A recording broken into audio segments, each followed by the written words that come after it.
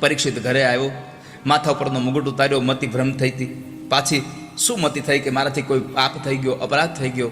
દોડતા દોડતા ફરી પાછા આશ્રમમાં આવે, ગુરુદેવને વંદન કર્યા. ખબર પડી કે અહીંયા તો મને શ્રાપ મળી ગયો છે. શ્રાપમાંથી મુક્ત થવા માટેનો પ્રશ્ન પૂછ્યો, બાપજી મારામાંથી મુક્તિ કેમ થવાય?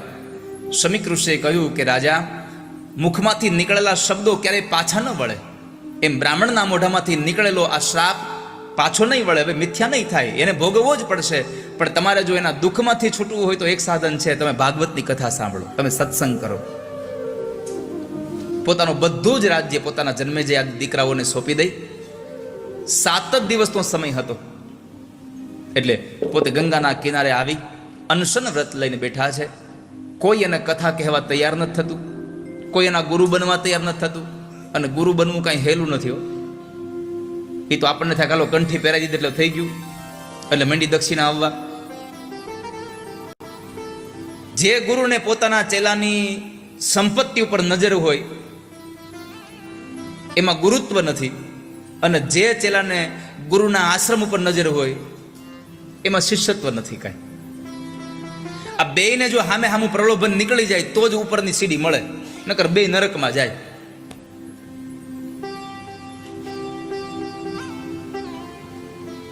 ઢોંગી ચેલો અને ઢોંગી ગુરુ આ બે ભેગા થાય એટલે નરકમાં જાય.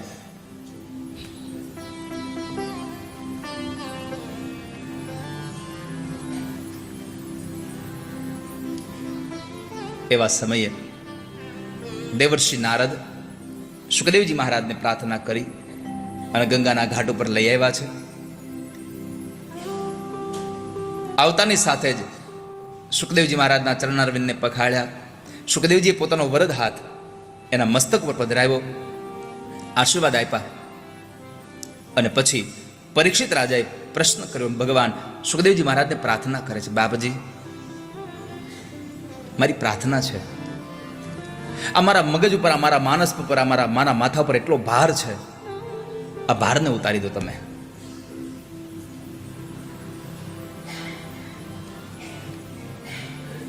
કારણ કે તમે દયા સાગર છો, તમે નંદ કિશોર છો.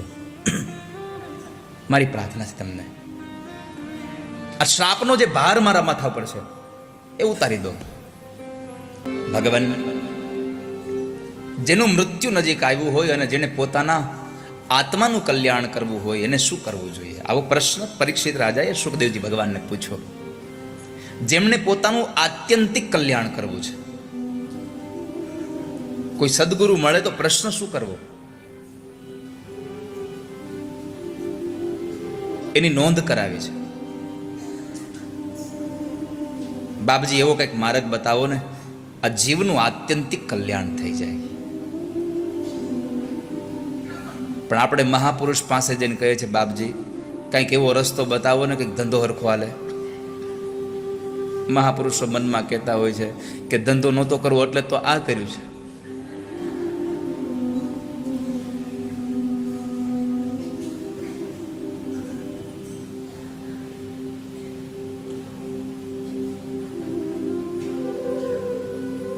ઘણા તો મહાપુરુષો પાસે જઈને પ્રાર્થના કરે કે બાપા 2 માળા વધારે ફેરવજો, અમારા છોકરાને હારી છોકરી મળે. માગવા જાવ.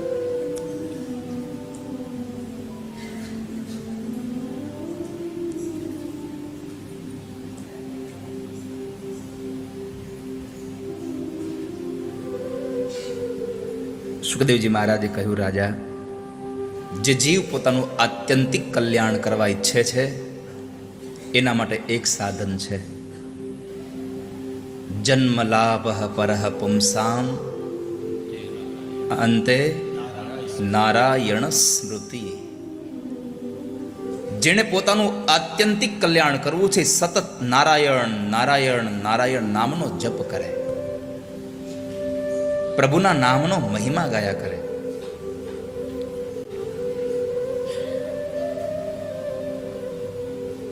ઈશ્વરને ગાયા કરે.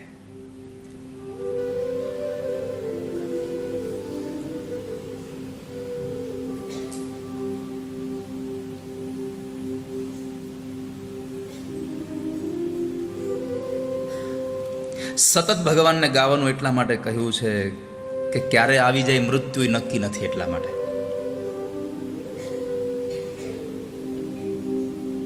જન્મ મળ્યો છે તો આત્યંતિક કલ્યાણ કરી લો. કંઈક આત્માનું કરી લ્યો કલ્યાણ, જીવન થોડું રહ્યું. તમે ભાવે ભજી લ્યો ભગવાન, જીવન થોડું રહ્યું છે.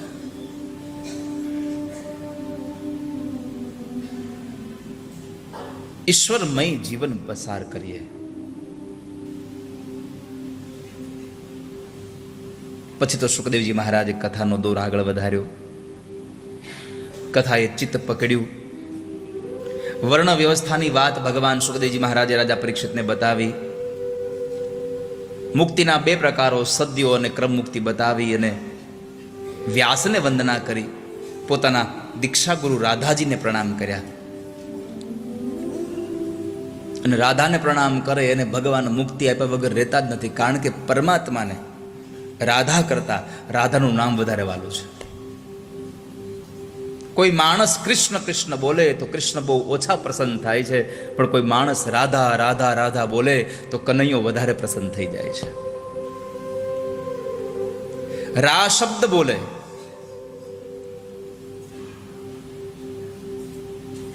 તો પરમાત્માની પાછળ દોડે છે ધા શબ્દ સાંભળવા માટે. અને ધા શબ્દ જો કોઈ બોલે, જેના મુખમાંથી એક વખત રાધા નીકળે, પરમાત્મા એને એનું ધામ આપી દે છે. ઈશ્વર એનું પોતાનું ધામ આપી દે છે.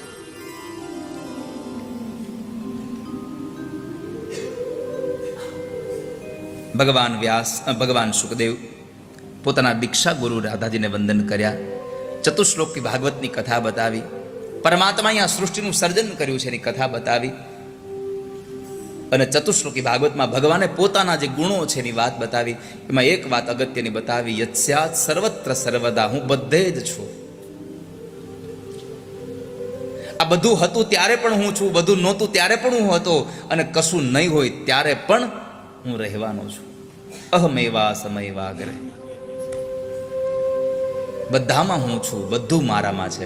આ અહીંયા આવ્યું પછી હું એમાં અંદર આવ્યો એવું છે જ નહીં. પરમાત્મા કહે છે જે પહેલેથી હતું એમાં પણ હું છું, જે નથી એમાં પણ હું છું.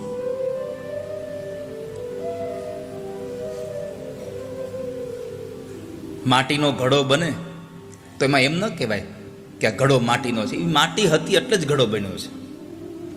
એમ પરમાત્મા છે એટલે આપણા બધાનું નિર્માણ થયું છે, એટલે આપણે બધા આવ્યા છીએ આ સંસારમાં.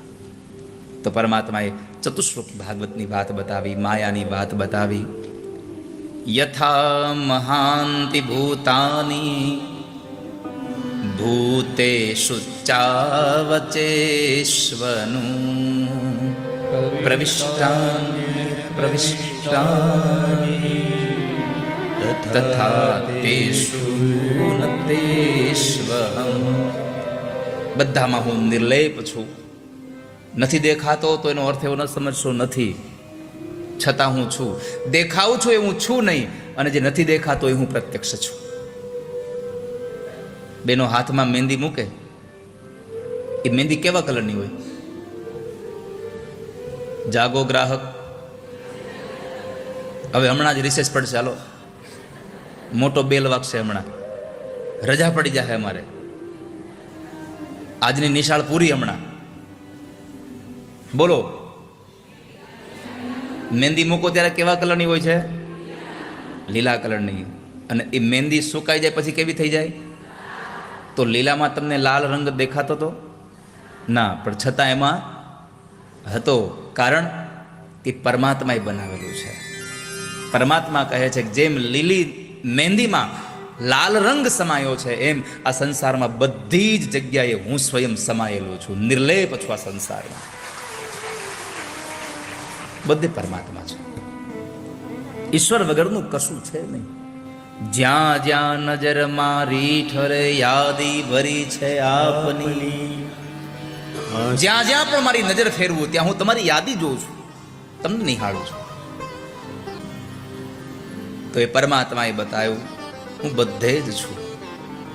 અને છેલ્લે એતાવદેવ જિજ્ઞાસ્યમ તત્વજિજ્ઞાસુનાત્મનઃ અન્વય વ્યતિરેકાભ્યામ યત સ્યાત્ સર્વત્ર સર્વદા. બધે જ છું. યત સ્યાત્ સર્વત્ર સર્વદા. સર્વત્ર પણ છું, સર્વદા પણ છું. સર્વત્ર હોય સર્વદા ન હોય તો ભગવાન ન કહેવાય. સર્વદા હોય પણ સર્વત્ર ન હોય તો એને ભગવાન ન કહેવાય. આ તો બધે જ છે અને કાયમ માટે છે, એને ભગવાન કહ્યા છે. આજ હોય અને કાલ નીકળી જાય એમ નહીં. પહેલેથી છે, હાજમાં છે અને રહેવાના પણ છે. એ ભગવાન છે. એ પરમાત્માને વંદન કરાવ્યા. પંચમહાતત્વની વાત બતાવી અને આ ભાગવત રાજા મહાપુરાણ છે. 10 લક્ષણોથી નવાજ્યું. જો પુરાણ હોય તો 5 લક્ષણો બતાવ્યા, પણ ભાગવત મહાપુરાણ છે એટલે 10 લક્ષણો બતાવ્યા. અત્ર સર્ગો વિસર્ગશ્ચ સ્થાનમ પોષણમૂતય મન્વંતરે શાકથા નિરોધો મુક્તિરાશ્રય. નિરોધો મુક્તિરાશ્રય. આ સંસારમાં 10 લક્ષણોથી ભાગવતના 3જા સ્કંદથી 12મ સ્કંદ સુધીને નામ આપ્યા. પેલો સ્કંદ અધિકાર લીલા છે, બીજો સ્કંદ સાધન લીલા છે. અધિકાર મળે એટલે સાધન મળે, સાધન મળે એટલે સર્ગ એટલે કે ઉત્પત્તિ થાય જ. સર્ગ, વિસર્ગ, સ્થાન, પોષણ, ઉતિ, મન્વંતર, ઈશાનું, નિરોધ, મુક્તિ અને છેલ્લે આશ્રય. આ 10 લક્ષણોથી સભર આ શ્રીમદ ભાગવત મહાપુરાણ તૃતીય સ્કંદમાં પ્રારંભ કરાવતા સર્ગ લીલામાં વિદુર અને મૈત્રેયના સંવાદની કથા છે. યમુનાના કિનારા ઉપર વિદુર અને મૈત્રેય જ્યારે મળે છે, વિદુરજી મહારાજ યાત્રા માટે નીકળેલા હતા. 36 વર્ષ યાત્રા કરી એને, અને એ યાત્રામાં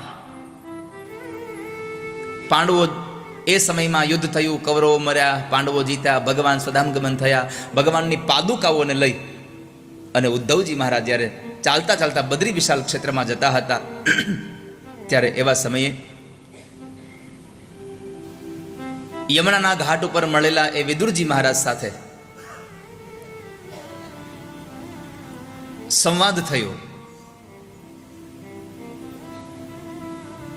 પરીક્ષિતે પ્રશ્ન કર્યો કે બાપજી, તમે કીધું કે વિદુરજી યાત્રા એવી ગયા હતા. હા, તો એ તો હસ્તિનાપુરના મહામંત્રી હતા, તો એ શું કામ વયા ગયા? તો કહે છે કે એનું અપમાન થયું હતું. ભગવાન જ્યારે દૂત બનીને આવ્યા એના પૂર્વે વિદુરજીએ ધૃતરાષ્ટ્ર અને દુર્યોધનને બધાને કહ્યું કે પાંડવોનો હવે 12 વર્ષનો વનવાસ, 13મું વર્ષ ગુપ્તવાસ સમાપન થયા છે, તમે એને એના ભાગનો હિસ્સો આપી દો. પણ દુર્યોધન કલીનો અવતાર છે એટલે એમણે વિદુરજીનું અપમાન કરીને કાઢી મૂકે છે. પરમાત્મા દૂત બનીને આવ્યા છતાં પણ પરમાત્મા જેવા ભગવાન સમજાવે પણ દુર્યોધન ન સમજ્યો. યુદ્ધને જ કાયમ રાખ્યું અને બપોરનું ભોજન ભગવાને દુર્યોધનના મેવા છોડી દઈ વિદુર કાકાના ઘરે ભાજી ખાધી. કારણ પરમાત્મા તમારો સંપત્તિ હોય એટલે તમારી ઘરે આવે એવું નથી. પરમાત્મા તમારે ત્યાં પ્રેમ હોય તો જ આવે, નકર ભગવાન તમારા ઘરે આવે નહીં કોઈ દિવસ. વાલો મારો ભાવનો ભૂખ્યો ભાવથી જમી લઈ. વાલો મારો ભૂખ્યો ભાવથી જમી લઈ. ભગવાન ભાવનાથી જમે છે. પ્રભુ આપણી લાગણીઓથી જમે છે, આપણા પ્રેમથી જમે છે. દુર્યોધનને પ્રેમ હતો નહીં એટલે ભગવાન વિદુર કાકાના ઘરે જઈ તાંદળિયાની ભાજી ખાઈ, બાજરાના રોટલા ખાધા, અરે કેળાની છાલ ખાધી ભગવાને.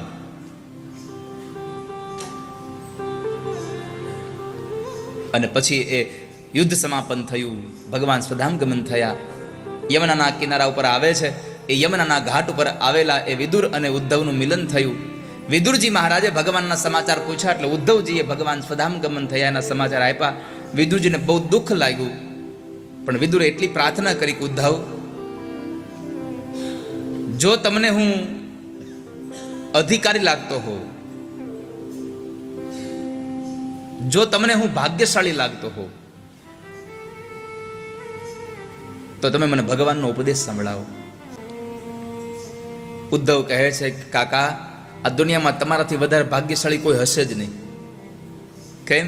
તો કહે છે કે જીવાત્મા મૃત્યુ પામવા માટે પડ્યો હોય, મરણ પથારીએ હોય, ત્યારે ભગવાનને યાદ કરે. પણ ભગવાન જ્યારે સ્વધામગમન થતા હતા ત્યારે વિદુર કાકા એણે તમને યાદ કર્યા છે. તમારાથી વધારે ભાગ્યશાળી કોણ હશે આ સંસારમાં કે પ્રભુ તમને યાદ કરતા કરતા સ્વધામગમન થયા છે? પણ તમારે ઉપદેશ સાંભળવો હોય તો મૈત્રી ઋષિના આશ્રમમાં જાજો. અને મૈત્રી ઋષિના આશ્રમમાં જવાની વાત કરી. એક રાત્રિ ત્યાં યમુનાના ઘાટ ઉપર રોકાયા છે બંને જણા. ત્યાંથી પછી વિદુરજી નીકળ્યા ગંગાના ઘાટ ઉપર મૈત્રી ઋષિના આશ્રમમાં જવા માટે. મૈત્રી ઋષિને ત્યાં આવી પ્રણામ કર્યા અને એમની પાસે એમણે ઉપદેશ માંગ્યો કે બાપજી મને બતાવો આ સંસારમાં સુખ અને દુઃખ કેમ મળે છે? સુખાય કર્માણિ કરોતિ લોકો નતય સુખમ વાન્યદુપારમ મળે છે. રામચરિત માનસ એમ કહે છે કર્મ પ્રધાન વિશ્વ કરી રાખા. જે કર્મ કરે એને ફળ મળે જ. એટલે માણસ સુખ અને દુઃખ જે ભોગવે છે એ કેવળ પોતાના કર્મને આધીન ભોગવે છે, બીજું કશું જ નથી. માટે માણસ કર્મમાં સાવધાન રહે. પછી મૈત્રી ઋષિએ આ સંસારના ઉત્પત્તિની કથા માંડી. ભગવાન વરાહના અવતારની કથા કરી કે ભગવાન નારાયણે પોતાની નાભીમાંથી એક કમળ પ્રગટ કર્યું. એમાં 4 મુખવાળા બ્રહ્માજીની ઉત્પત્તિ કરી. બ્રહ્માને સજીવ સૃષ્ટિ રચના કરવા માટે થઈ અને એને આજ્ઞા આપી. બ્રહ્માજીએ જળચરોની રચના કરી, પણ ભૂચરોની રચના કરવા માટે એની પાસે પૃથ્વી હતી નહીં. એટલે એને જળમાં લીન હતી, બહાર લાવવી પડે એમ હતી. એટલે એમણે ભગવાનને પ્રાર્થના કરી. પરમાત્માને છીંક આવે, નાકમાંથી એક અવતાર ભૂંડનું રહી વરાહ અવતાર લઈ અને પરમાત્મા પ્રગટ થયા છે. બોલીએ વરાહ નારાયણ ભગવાન કી જય. ભગવાન વરાહ નારાયણનું પ્રાગટ્ય થયું. પૃથ્વીને લેવા માટે જળમાં ગયા. દાઢ વડે ખેંચીને લાવે ત્યારે હિરણ્યાક્ષ નામનો અસુર એને રોકે છે. આ પૃથ્વી મારી છે, આને મૂકી દો. ભગવાન બહુ સમજાવે છે, છતાં પણ ન સમજો. અંતે પરમાત્મા સાથે યુદ્ધ થયું. ભગવાને હિરણ્યાક્ષને મારી પૃથ્વી બહાર લઈ આવી, શેષ નારાયણની ફણા ઉપર પ્રસ્થાપિત કરી. બ્રહ્માને આદેશ આપ્યો. બ્રહ્માએ તરત જ એ સજીવ સૃષ્ટિ રચનાનું કાર્ય કર્યું. માનસ પુત્રોની રચના કરી, પણ માનસ પુત્રોએ સંસાર ચલાવ્યો નહીં. રુદ્રોથી સંસાર ન થયો. પછી એમણે પોતાના જાંગમાંથી એક સ્ત્રી અને એક પુરુષનું જોડલું ઉત્પન્ન કર્યું અને એને કહ્યું કે તમે આ સંસારને ચલાવો. પણ પરીક્ષિતે પ્રશ્ન કર્યો, બાપજી પહેલા એ કહો કે આ જે રાક્ષસ આવ્યો એ રાક્ષસ કોણ હતો? તો કહે છે કે રાજા, એ રાક્ષસ દિતિનો દીકરો હતો. અરે દિતિ તો દેવોની માતા છે. તો કહે છે હા, પણ દિતિ અને કશ્યપ જ્યારે આશ્રમમાં હતા અને દિતિના મનમાં સંધ્યાના સમયે કામ પ્રવેશ કર્યો. એણે કશ્યપને કહ્યું કે આપણે કામને ભોગવીએ. કશ્યપ ઋષિ ના પાડે છે કે દેવી અત્યારે સંધ્યાનો સમય છે અને આ સંધ્યાના સમયે ન ભોગ ભોગવાય ન ભોજન કરાય. સંધ્યાના સમયે કેવલ ભગવાનનું ભજન કરાય. છતાં પણ દેવી સમજ્યા નહીં. કામ પ્રબળ થયો હતો, કામને ભોગવો. અને એને લઈને કશ્યપે કહ્યું કે તમારા ઉદરમાંથી બાળકો આવશે, પણ એ અસુર યોનિના થશે, રાક્ષસી વૃત્તિના થશે. અને એના ઉદરમાંથી 2 બાળકો જન્મ્યા, હિરણ્યાક્ષ અને હિરણ્યકશિપુ. આ બંને જણા જય અને વિજય ભગવાન વિષ્ણુના પાર્ષદો હતા, 2 એના દ્વારપાળો હતા. સનત કુમારોને ભગવાનના દર્શન કરવા ન જવા દીધા. એટલે એને શ્રાપ આપ્યો કે જાઓ, તમે અસુર યોનિના થઈને જન્મ લેશો. ભગવાન નારાયણે એમાં મધ્યસ્થી કર્યું કે આને મુક્તિ કેમ મળે? તો કહે છે 3 જન્મે મુક્તિ મળે જો તમારી હારે વેર બાંધે તો, અને જો દાસ્ય ભાવથી રહે તો 7 જન્મે મુક્તિ મળે. અને આ બંને જણાએ વેર બાંધ્યું. પહેલા જન્મની અંદર હિરણ્યાક્ષ અને હિરણ્યકશિપુ બન્યા. બીજા જન્મની અંદર રાવણ અને કુંભકર્ણ બન્યા. ત્રીજા જન્મની અંદર દંતવક્ર અને શિશુપાલ બન્યા. ભગવાને નક્કી કર્યું કે આમણે અપરાધ કર્યો એમાં મારો કોઈક દોષ હશે તો જ મારા સૈનિકો અપરાધ કરે, નકર અપરાધ ન કરે. એટલે ભગવાને 4 જન્મ લેવાનું નક્કી કર્યું. એમાં હિરણ્યાક્ષને મારવા માટે પરમાત્મા વરાહ અવતાર બનીને આવ્યા. હિરણ્યકશિપુને મારવા માટે ભગવાન નૃસિંહ બનીને આવ્યા. રાવણ અને કુંભકર્ણને મારવા માટે ભગવાન રામ બનીને આવ્યા. દંતવક્ર અને શિશુપાલને મારવા માટે ભગવાન કૃષ્ણ બનીને આવ્યા છે. આ 4 અવતાર પરમાત્માએ લીધા છે.